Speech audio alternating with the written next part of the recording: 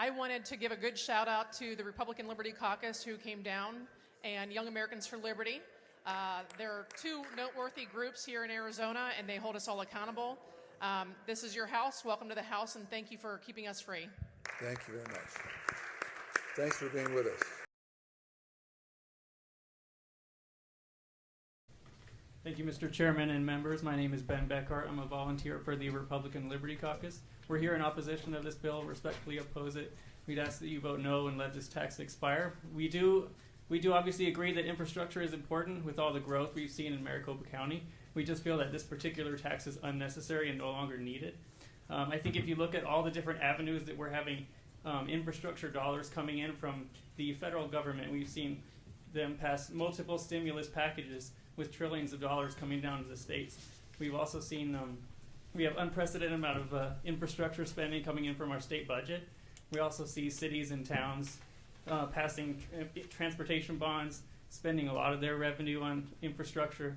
So with all these different avenues, we just feel that this particular tax is no longer necessary. With all the inflation, we're seeing rising cost of living right now. We also want to see our legislators do something to help mitigate this inflation and lower the cost of living, especially for the lower and middle class who are seeing the impacts of inflation the most. You have an opportunity to do something about that today and vote no, and let this tax expire and help reduce the cost of living. So we ask that you vote no. Thank you. Don't forget that our residents, my neighbors, your constituents have seen unprecedented inflation over the last year and a half.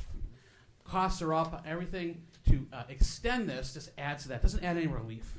I also wanted to remind people that this type of sales tax is the most regressive kind of tax there is. People that are struggling have to struggle harder if this gets on the ballot and passes. And also, this is a sunset for 25 years. The ramification of that could be $70 billion in higher taxes on my neighbors, your constituents, and the people of Maricopa County. And then this is really a yes vote for this, to put it on the ballot. A yes vote to put this to the floor would be considered anti-taxpayer. The bill before us extends a tax that was first enacted in the early 1980s, before I was born. Then it was extended at one point, and now being asked to extend it again. Ronald Reagan said that there's nothing closer to eternal life on earth than a government program, and it seems that the same thing could be said about a tax. When we go back to the voters again and again to extend taxes, telling them that they're temporary, we are lying to the voters.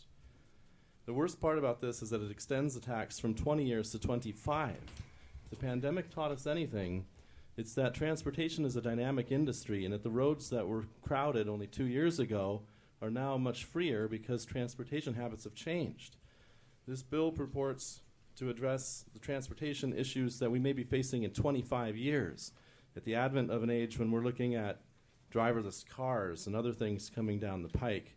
I think it's foolish to plan for 25 years out. Although the public is supportive of transportation, this bill allocates monies for air quality, 40% for transit at a time when transit rates are falling. And this year, the state is facing a $3 billion surplus while we're asking to extend a tax. I vote nay.